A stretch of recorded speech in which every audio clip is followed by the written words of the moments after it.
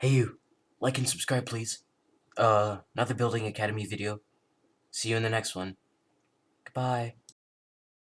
Hello, I'm Nightlight, and welcome to another episode of Building Academy. And today we're going to talk about scale. And we are taking a little field trip to the hermitcraft server. I'm over at Green Space right now because we're going to talk about the scale of his hermitcraft build, which is the giant tower thing. I don't know what to call it, but this is his base. He put a giant ring around it. I mean, some people would say, in general, when building, to choose scale over detail, because sometimes it's more impressive if you just do scale, and that's kind of what Green did. He just went for the scale over detail. I mean, there's more stuff inside, like the shulker monster and this. There's also this little bird thing right here, and at the bottom, there's just a bunch of like chests and whatnot. Oh, and there's also his like mumbo machine, or mustache thing. I don't know. And he's gone more for the interior for this, and I think that's good. I think the interiors are good. But sometimes when you're doing big projects, scale over detail might be the better version. I mean, imagine if he designed every single outside right here. It'd be way cooler. But I still think keeping it simple, keeping it big as well, is really good when it comes to just builds in general. So that's my opinion in Green's build. We'll go into other hermit spaces like Good Times with Scar, Mumbo Jumbo, and maybe even Iskal. So let's actually, speaking of, let's move on to Mumbo Jumbo's space now. So now we are at Mumbo Jumbo's base. This is preferably one of the biggest bases in all of Hermitcraft Season 6. I mean, just take a look at it. It's huge. I mean, you watching the video, you might think, oh, it's not that big, but when you're actually playing in the world, it's super big. He built a giant dome, which you can see through, which, if he did add any detail to it, imagine how cool it would look. Like maybe some water hanging overhead. That would look really neat. And he also did like this green inspired thing over here. He built an entire city around his one base, which was really neat. That just proves how much you can build over the course of 2 years. It's insane. But there are some people's builds like hermitcraft who take like maybe a month to build, and they're like huge, but they use world edit, so I won't count them in the video. So because they use world edit. So yeah, just take a look at Mumbo Jumbo's base. He did an entire sphere around his entire base. He did one half solid and another half a little bit more empty. But it's still really neat how he was able to do all this throughout the course of 2 years. It's just insane. He also did this little like neat thing over here, but about more of scale over detail. I'd say he definitely did a lot of scale over detail, but when it comes to the actual like city parts and stuff like over there, he did more of detail over scale. It's kind of the opposite of scale over detail. And it kind of sums up his entire base when he does add the little city structures around his base. Because of the little tiny bases, they add so much detail, and yet his actual base doesn't provide as much detail as the others, which just proves the scale over detail and detail over scale.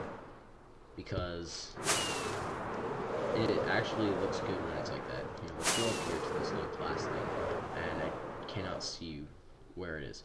Okay. So, yeah, that just proves how much effort you can put when scale is more over detail. So, yeah, that's Mumbo Jumbo's base. Let's move on to... Who did I move on to? I know. How about Iskal's base?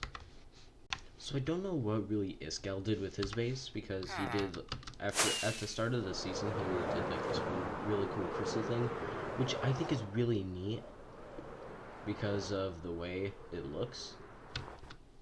But when you look over here, I mean, it's kind of weird because you would think he's doing more of like a crystal ancient theme or something, but he's really doing some kind of like futuristic architect thing or something. I don't know, but he did something unique to his base.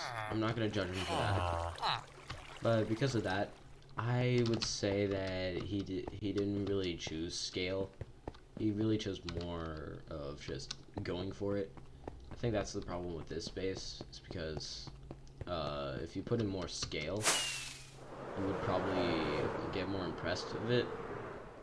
But this scale didn't really do with that, so I can't say much of his. But anyways, this scales was quick. Let's move on to Good Times of Scar now. So now we're taking a look at Good Times of Scar's base. In terms of scale, it's really good. It's big.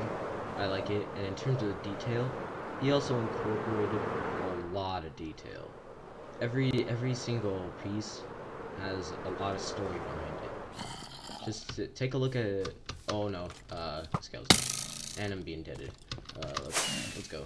So, if you take a look, he put so much effort into this. And it's so big as well.